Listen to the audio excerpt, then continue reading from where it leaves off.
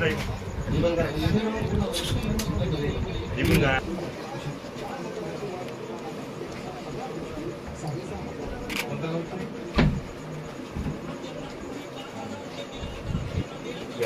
Sir अजून कोण आले नाही.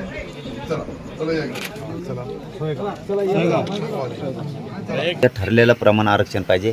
मी प्रत्येक वेळेस सांगतो, आजच नाही, मला माझ्या समाजाला राजकारण नाही करायचं. तुम्ही जर नाही दिलं तर आमच्या पुढं पर्याय, आम्हाला त्यात जावं लागणार. तुम्ही त्याच्यावरही विचार करा. तुम्ही फडणवीस साहेबांना बोला, तुम्हाला ज्यांना बोलायचं त्यांना बोला. ते आमच्यावर काय ढकलाढकली करू नका. महाविकास आघाडीला बोला आणि महायुतीला बोला, ते काम काय आमचं जनतेचं. आता सरपंच समजा तुम्ही येत, तुम्हालाच म्हणावं लागेल नका, पडे सरपंचाला म्हणावं त्यावर रस्ता टाकून दे. आता त्यांना कसं काय म्हणू शकतो आम्ही? ही कोणता डाव टाकायला लागले तुम्ही आमच्यावर? त्यामुळं त्याबाबतही चर्चा झाली.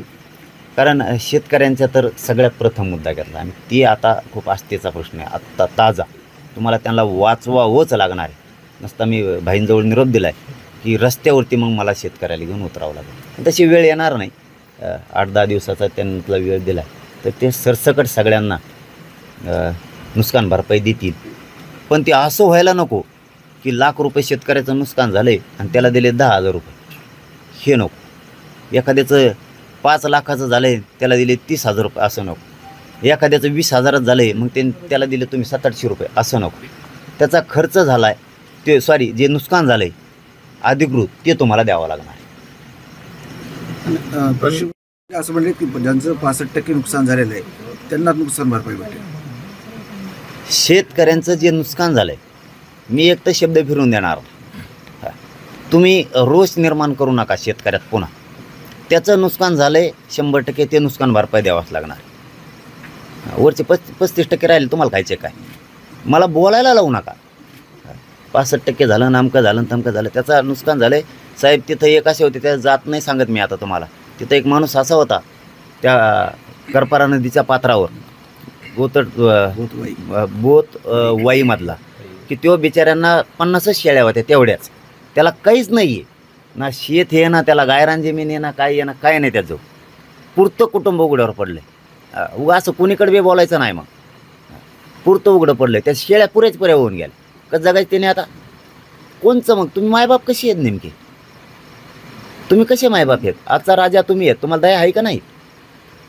जनावर सहित वाहून गेलं. ते गावच असं आहे की गाव नदीच्या पलीकडून आहे आणि सगळ्या शेताच्या वस्तू गावाच्या अलीकडून नदीच्या अलीकडून ठेवावं लागतात आणि नेमकं सगळं होऊन गेलं. ते तोच माणूस भेटायला आला तुम्हाला? तोच माणूस पवत भेटायला आला. पवत पाण्यातून त्या काय नाही राहिला मला. धान्य फिरणे सगळं वाहून गेलं.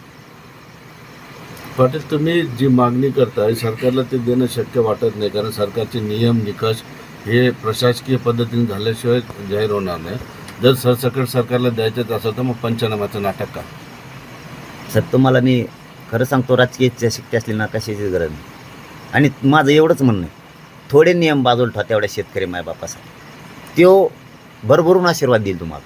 हो, त्याचा रोषाचा जर तळतळाट लागला ना, विषय संपला तुमचा. एवढे वेळेस मायबापाचा आशीर्वाद घ्या. ते इतका आपण प्रत्यक्ष बघितले, रानच खांगळून गेलेत, खाली काय नाही राहिलं, खरडून गेलेत. अशा टायमाला तुम्हाला माया दया येणारच नाही, मग अवघड आहे. तुम्ही कृषी मंत्र्याला बोललात आणि त्यांना 8 दिवसाचा अल्टिमेट दिला. काय नेमकं बोलणं झालं कृषी मंत्री? नाही, मी त्यांना सांगितलं की प्रत्येक याच्यात राजकारण आम्हाला करायचं नाही, तुम्ही करू नका कोणी. कारण शेवटी आज तुम्ही त्या मुख्य पदावरती, कृषी मंत्री पदावरती तुम्ही या. म्हणून त्यांना आम्ही सांगितलं की हे नुकसान बघण्यासारखं नाही. आम्ही त्या वडगावला पण गेलो होतो, त्याच्या अलीकडचं निंबे वडगावलाही गेलो होतो. तिथं तर खूप हाल येतो. 159 घरात पाणी घुसलं होतं.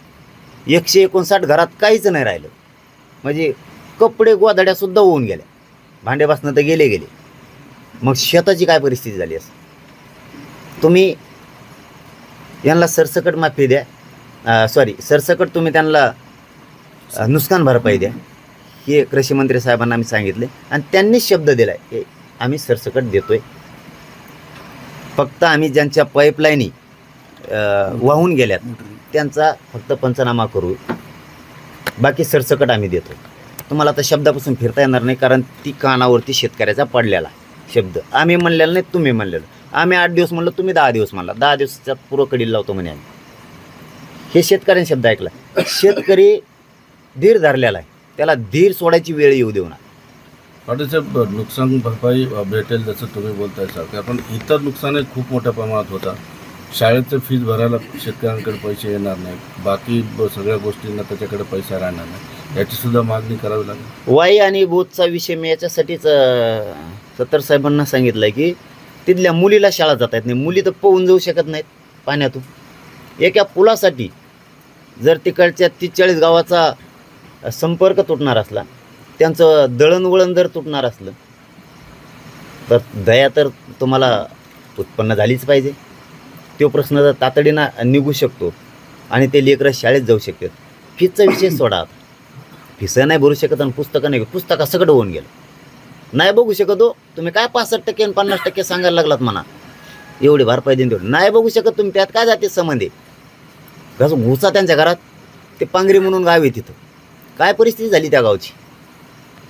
असे मराठवाड्यात शेकडोने गाव आहेत विदर्भात. तुम्ही चेष्टा नका करू यार. अशा वेळी तरी तुम्ही शेतकऱ्यांची चेष्टा करू नका. पुस्तकं होऊन गेले, भांडेबासनं होऊन गेले. आम्ही एका अंगणवाडीत गेलो होतो. त्या अंगणवाडीत खिडकीतून पाणी पडल्यामुळं, खिडकीतून 2 खिडक्या होत्या त्या अंगणवाडीला, त्यातून पुराचं पाणी पडलं. तर अलीकडून सगळं होऊन गेलं. धान्य भिजलं, सगळं भिजलं. धान्यसुद्धा पोते वाहत गेले. मग त्या खिडकीतून किती प्रेशरनं पाणी असेल, म्हणजे ते पूर किती भयानक असं.